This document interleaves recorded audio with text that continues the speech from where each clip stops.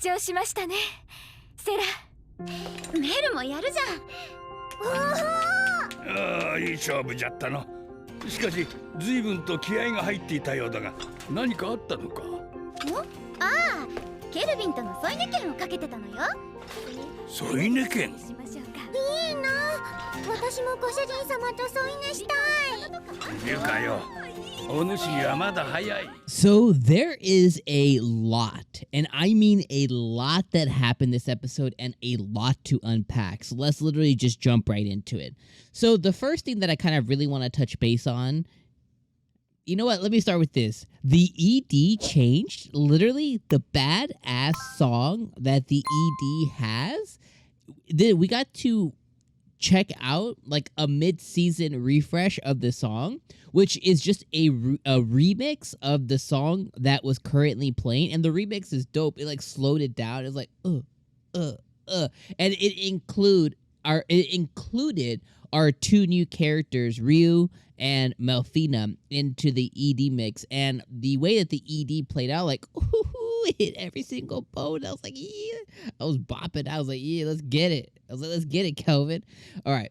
So let me seriously unpack the episode.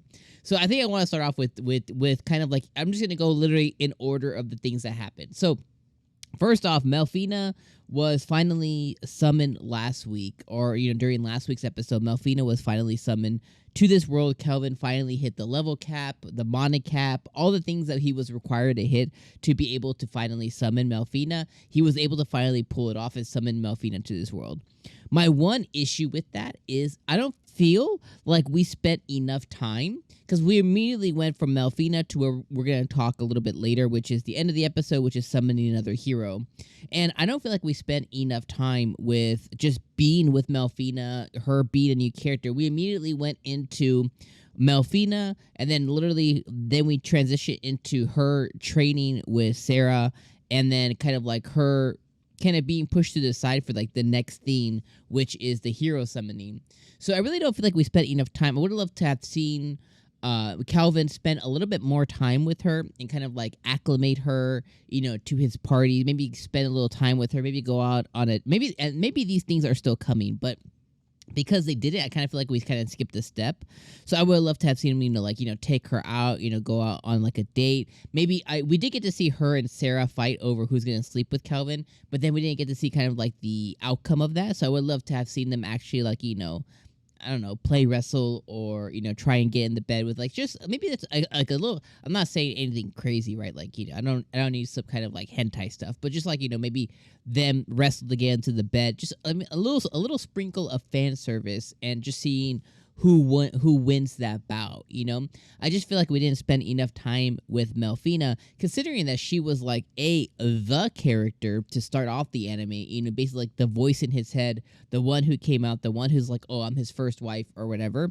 Like, I really don't feel like we spent enough time with her. So that's kind of my one dig on the episode or the anime progression so far, is I just kind of feel like we moved a little too quickly past Melfina. Now, at the end of it, you know, to what we got from moving fast, is I feel like we got like a lot more story and a lot more plot. So it's like, you know, I guess it's at the end of the day, it's kind of like whatever, but like I just feel like I would have loved to have spent just a little bit more time. And like I said, that could still come, but because now I feel like we're going to be moving on to the next thing, which is the Gerard adventure, going back to his hometown and stuff, I don't feel like we're going to get that same time that we could have if they just spent, you know, 5 minutes on that. So when she did come to this world, let me kind of just move on. When she did come to this world, she came with abilities. She gave Kelvin a blessing, which is the reincarnation blessing from her, because she's the goddess of reincarnation. And he was given 2 specific abilities. One was the ability to survive any strike a month. So if he were to get brutally, or like basically if he got a murderous strike hit on him or inflicted on him, or if he got hit with like the biggest fireball in magic history, he would be able to survive that once a month. So that's his innate ability, is basically survive a killable move 1 time a month. Dope. The second ability was a summoning ability, which, you know, he's a I mean, is he I guess he's a summoner, you know what I mean? He's a summoner, a tamer.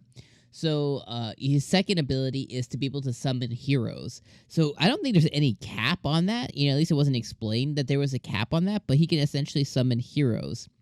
And the reason that he would want to do that, at least that Melfina explained, is only a hero can destroy the Demon Lord. So at this point, Sarah is a Demon Lord candidate, but what more than likely is going to happen is there's going to be another person to follow in her father's footsteps. So to follow in Gustav's footsteps. So there's going to be another Demon Lord somewhere in this world that may already exist, but that's going to come into their Demon Lord hood. And when somebody basically ascends, kind of like how Rimuru did, right? When somebody ascends to that level of Demon Lord, they gain 2 specific abilities. And those 2 specific abilities are they obtain a skill that draws out malice in the heart. So it basically makes them a big bad, right? It makes them evil innately. Even if maybe they weren't completely evil and they had a good head on their shoulders, it makes them maliceable. It makes them evil, essentially. So that's their one skill. And their second skill is they get a skill that nullifies all damage to the owner. So the way Melfina explained it to us was 24/7 invincibility. Now, obviously, Kelvin and us as viewers are like, yo, what the F? But what she explained was the reason that otherworlders or heroes or people like him are summoned is because they have an innate hero ability, I guess you could say, that counteracts that invincibility. So it makes them uninvincible to people of this world, but those who are otherworlders or isekai into this world have the ability to do it. We then kind of transition into the summoning stuff where Rio gets summoned, okay? And the next part is that with his summoning ability, he now has the ability to summon 2 different ways: transmigration or reincarnation. So I thought this was really cool. So basically, he could isekai someone, basically just grab them like what was that guy's name? Ryoma, whatever the heroes, Toya. So Toya and his classmates, the way that they were summoned was transmigration. So basically, they were summoned to this world, and they were basically grabbed from their classroom and just moved over to this world. So that's transmigration. The second one's reincarnation. And unlike the way it should be done, which is like from birth, apparently reincarnation involves them basically dying in the real world or whatever world they're from, dying there, and then immediately getting like a start screen in this world, and they are then reincarnated to this other world, and they're given the option of looks, age, body, and obviously those options, if they decide to change their looks, appearance, age, and stuff, it uses their special skills or their special like SP points, and it'll basically use up their optional skills that they could come over with the world because they're allowed to pick skills. So. Long story short with that, Long story short with that is Kelvin is not cool with just grabbing somebody from like the bus and moving them into the world. So he's like, okay, if they died though, here's their second chance at life. So he goes with reincarnation. He summons a hero. He uses all the MP he has to summon the strongest hero available. Then the hero gets summoned. It's a little kid, a little child. And when I say little child, she's probably like 12, maybe 13 at the most. So she's somewhere between, they gave her boobies. So she's somewhere between the age of like 9 to like 14, somewhere kind of in the middle there. And if you're wondering like, yo, Dom, why'd you harp on that? It's because, I mean, they made it very evident that she's got some lady lumps, okay? Which is perfectly okay. So she's somewhere between the age of like 9 and 14. I would say she's probably like 12. So she's like this little kid, right? And I thought she's very, very cute, very precious. And I love that she immediately, hopefully she shares more, but I love that she kind of shared her backstory with us, which is essentially that she was a very sickly kid.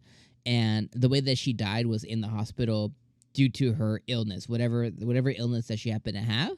And she's basically been bedridden since the moment she's ever existed in the real world. She's been bedridden the whole entire time. So now she has a second lease on life. She's very appreciative towards Kelvin because of that. So I thought that was really dope too. So she's now going to basically live for Kelvin as his little sister. So I thought that was a little cute little nod there that she gets to have. And then she decided on a new name, which is like Rioin or Ryan or something like that. So she's going to be his subordinate, and she's basically going to be the vessel that he uses now to go and defeat the Demon Lord. So Toya and his group, they may have some interaction later on, but she's going to be the one that actually defeats the Demon Lord with the assistance of Kelvin, or maybe Kelvin helps her or whatever, but she's going to be the one to defeat the Demon Lord and now help him on his adventure. So I thought that was really dope. Last thing I'm going to harp on is there was a question I had been wondering for like a while now. I think I really started to talk about it last week when I was like, oh, this is similar to Konosuba and the Aqua situation with Melfina, which they might have taken inspiration from that. I finally got the answer I've been looking for, which is Melfina, her duties. She has a subordinate, so she has somebody who absorbed and took on her duties to handle the angel part of her job. So, like this episode, Rio was talking to the angel who helped her get reincarnated into this world, and no longer Melfina. So there is a subordinate of Melfina that has now taken over her angelly duties, and that had been a question I've been wondering for a while. So it very much is the Aqua Konosuba situation there. I'm with you guys on those. A lot of crap happened in this episode. I love that they crammed everything into this episode, and at the same time, I don't like it. But overall, I'm going to say this episode is like one of the best. I'm going to say it's like a 9 out of 10 episode. Let me know what you guys thought. I'll see you guys next weekend. Peace.